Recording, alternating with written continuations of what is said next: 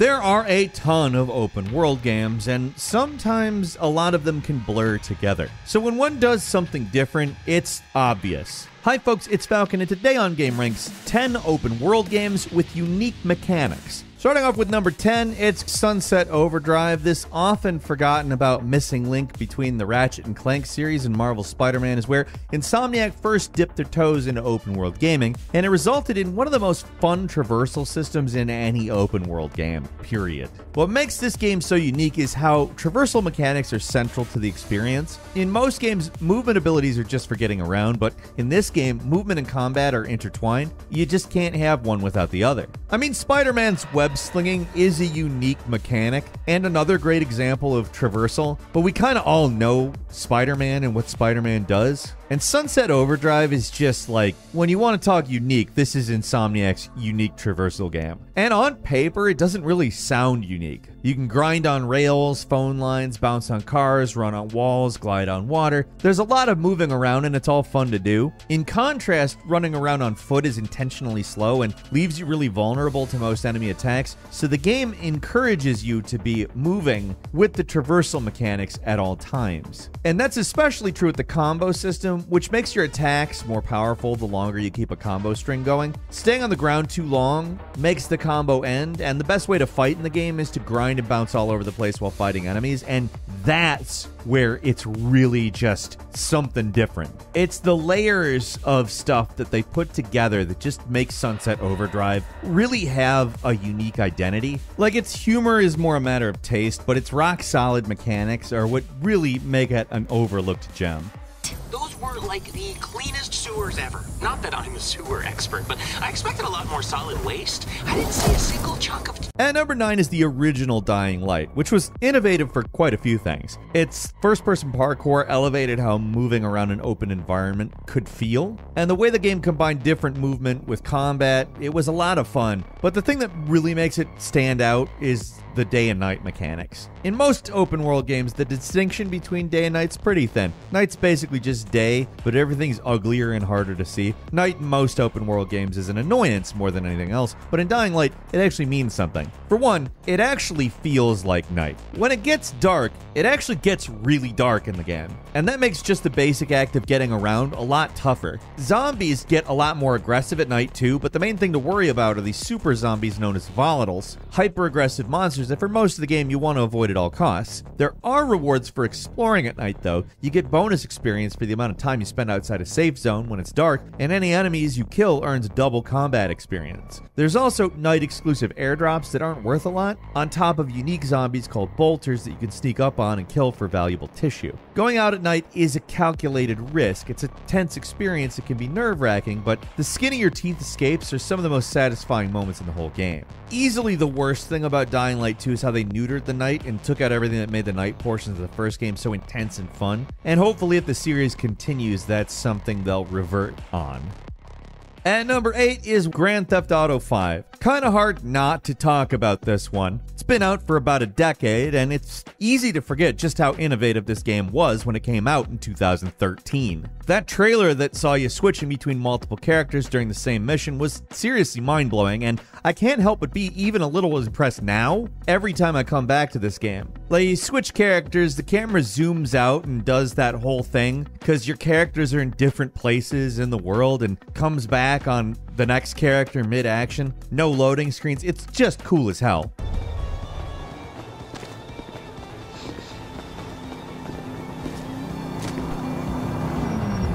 It doesn't redefine the experience or anything. You're still basically playing a Grand Theft Auto game in the end. But that's forgivable because A, it's Grand Theft Auto and not one of the million clones, and B, it's an incredibly cool effect that they put a lot of extra work into. Like making it so Michael, Franklin, and Trevor all have unique things they're doing when you select them makes it seem like these characters have lives, and that just brings you into everything much more, in my opinion. Characters aren't just like waiting around. You find them in the game world and they're reacting if they're seeing something or doing something. That could have easily been left out of the game. It would have been just fine, but little details like that just make the world much more immersive and alive. Switching characters mid-mission, also a great addition. That allows for some really fantastic heists. And even though I don't know I'd say they managed to use it to its full potential, hint hint Rockstar Grand Theft Auto 6, you can play the same mission 3 times and see things completely differently from each character's perspective. It's also just really good for the pace of certain missions. It makes them way more interesting. Like, just having multiple characters to play as in an open world game was like innovative itself at the time, but the brilliant way that Rockstar implemented it made it really unique. Like, a couple Watch Dogs sequels down the line, they tried multiple characters there too, but it just didn't have the same impact, and none of those characters felt truly alive the way these 3 did. At number 7 is Middle-earth: Shadow of Mordor. You can't have a list like this without bringing up the Middle-earth: Shadow of Blank games and their famous Nemesis system, because it's just such an interesting system that a lot of other games have attempted to copy. Like, I'm looking at you, Assassin's Creed Odyssey specifically, but there's nothing quite like it out there. That might be partially because WB literally patented the system, so I think other devs are a little afraid of using it. But ignoring that, it's a really cool system that adds a lot to the game. The whole thing lives and breathes in this menu called Sauron's Army. You get a organization chart of the orc hierarchy in a region. All of them are randomly generated. They have their own traits, strengths, weaknesses, etc. And to learn how to defeat the tougher orc bosses, you have to interrogate lower level orcs, and when you fight these tougher guys, sometimes they'll come back for revenge with new traits that are based off how you killed them. And that's really what makes the system so fun. It manages to tell a story through these randomly generated gameplay mechanics. Orcs don't just remember if you kill them, they also remember when they killed you, or if you ran away, or some other permutation of events. And things only get more elaborate when you find you're able to mind control orcs in the second half of the game.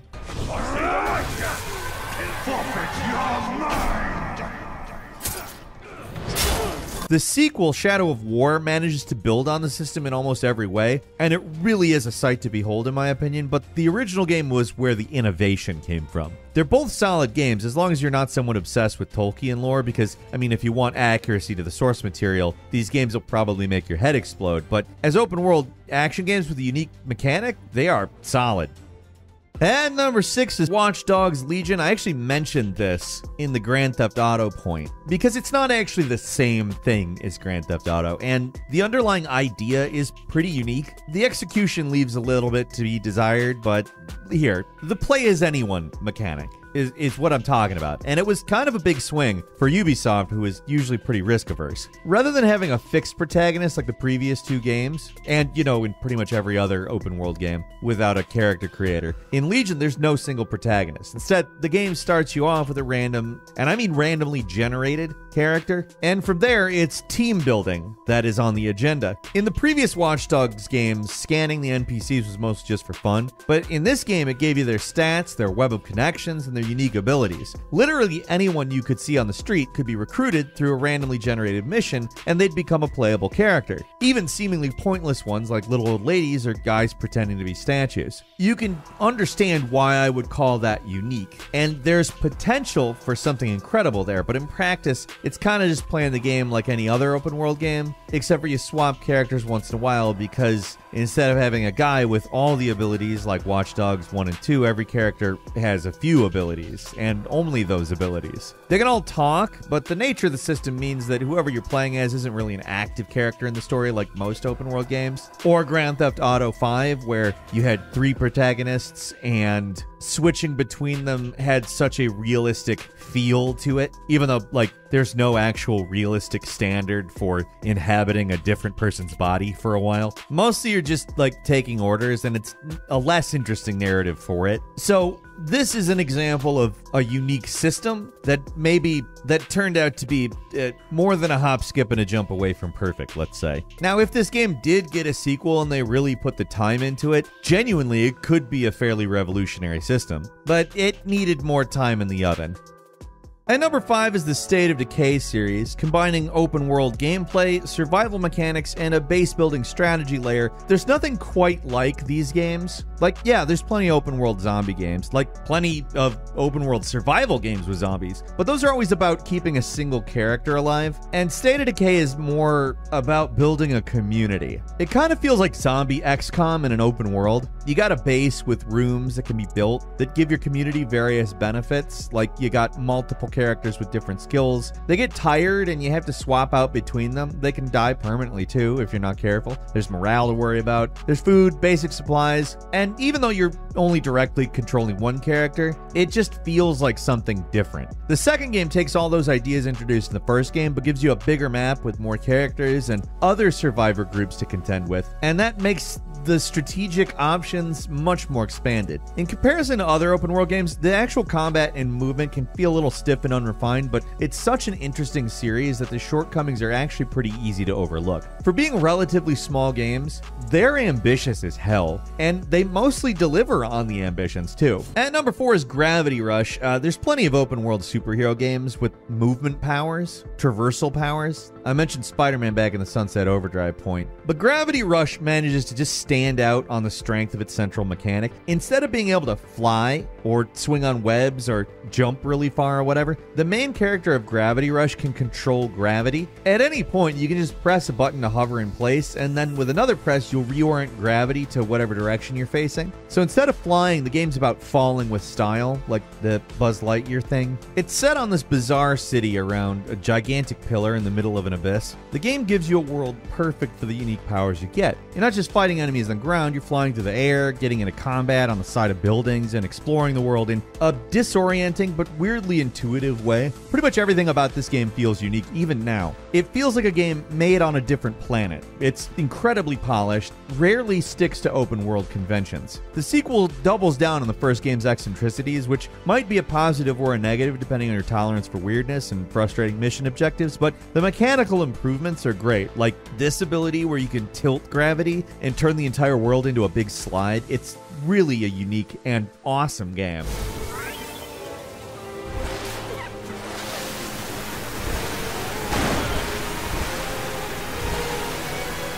And number 3 is Driver San Francisco. Before working on the first Watch Dogs game, the devs at Ubisoft Reflections decided to take the mostly dead Driver franchise and radically transform it into something unique. I really can't think of a major Ubisoft release that's quite as weird or takes as many risks as this game. It's just really unique how bizarre the whole thing gets. Set in an open world San Francisco, obviously, the start of your game has your main guy Tanner get in a car accident, and almost the entire rest of the game is a coma dream.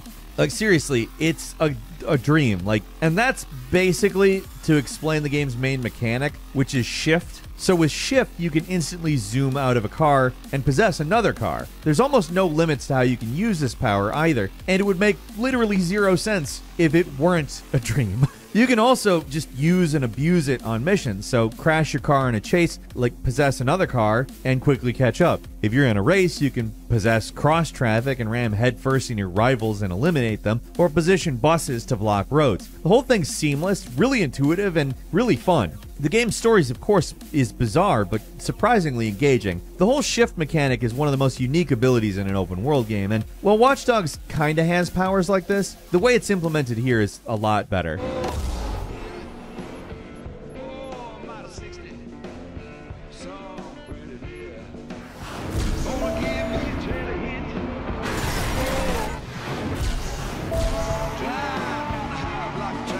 And number 2 is Death Stranding. Coming from the mad mind of Hideo Kojima, Death Stranding has so little in common with your standard open world game, it almost feels like it kind of belongs in a different genre. Like perhaps maybe a Strand game. It's the first of its kind! It's an open world game. It's just a really weird one. Like, it's not really a survival game, and you could kind of say it's only kind of an open world game, but obviously it's an open world game. That doesn't mean everything about it isn't unique. It is. From the traversal systems to all the weird stuff you can do in the safe house. But believe it or not, what I want to focus on here is the social strand system. It's this game's version of asynchronous multiplayer, but how it's implemented is just nothing like anything else. At its most basic, you can accumulate likes from NPCs and other players, and the more likes you get, the more you'll see items and structures from other players that appear in your environment, which makes getting around the world easier. Building stuff is expensive, but you don't have to do it all by yourself. If you accumulate likes from building things that appear in other players' worlds, you'll start to see things built by other players you've formed a connection with by liking their things. It's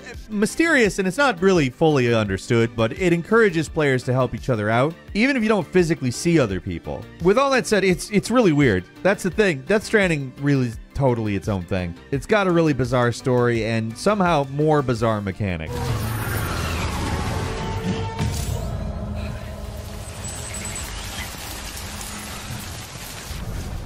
And finally, at number 1 is The Outer Wilds. Most of the time, games with unique or untested mechanics can feel half-baked or undercooked.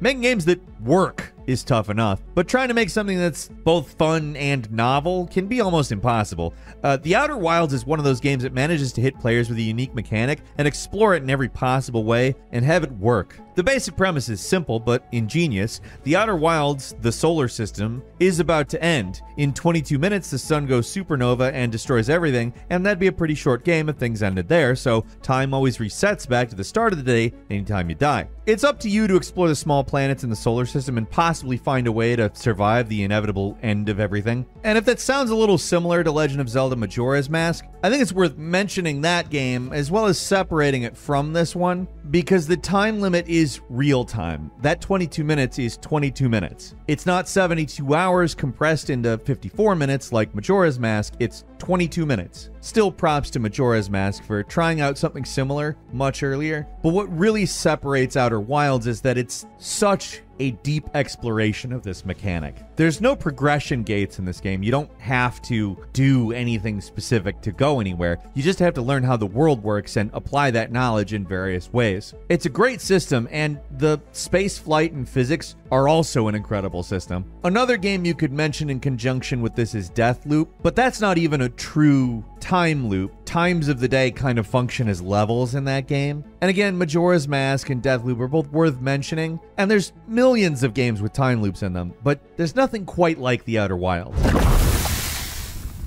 Couple of bonus games for you. First, Ghosts of Tsushima. I just want to quickly give this game a shout out for the guiding wind mechanic. Instead of slapping a big ugly quest marker or checkpoint in the map like a lot of open world games, Ghost uses the fricking wind. It is the most unobtrusive and even weirdly natural feeling waypoint system that's much more immersive than a standard one in an open world game. It's a simple, really creative solution to a common open world game problem that also fits in with the world it exists in way better than if you like randomly did this in like Saints Row or something. It'd also be weird not to mention Legend of Zelda Breath of the Wild here. It's so innovative in terms of open world games. There's tons of like little things, but most noteworthy is the stamina and climbing system minus the rain part. Letting you climb anything in the world is really cool, and there's a risk and reward to getting around in Breath of the Wild that there just isn't in most open world games, or when other games attempt it, it's not quite balanced in the way that this game is. And finally, we gotta mention Red Faction Guerrilla, cause duh. We mentioned this game too much to include it in the main list. Like, this game clearly holds a special place in all of our hearts here at Game Ranks, and there's not much left to say. The destruction mechanics in this game turn what would otherwise be a pretty standard open world shooter into this all-time classic, where the mechanic builds into the world and the story and everything in such a way that between the world itself and the mechanic, there's nothing else like this game. The sequel ditched the open world, and it was all the worse because of it, and nobody else has really done this since. I don't understand why. Like, it's 2023. It's been enough time for somebody else to do this and maybe even do it better. The current owners of the Red Faction franchise, Deep Silver, man, oh man, guys, if you're hearing this, make us a new Red Faction Guerrilla. If you guys could basically make Red Dead Redemption 2 for Red Faction Guerrilla, that'd be nice. And that's all for today. Leave us a comment. Let us know what you think. If you like this video, click like. If you're not subscribed, now's a great time to do so. We upload brand new videos every day of the week. Best way to see them first is, of course, a subscription, so click subscribe. Don't forget to enable notifications. And as always, thank you very much for watching this video. I'm Falcon. You can follow me on Twitter @FalconHero. We'll see you next time right here on Game Ranks.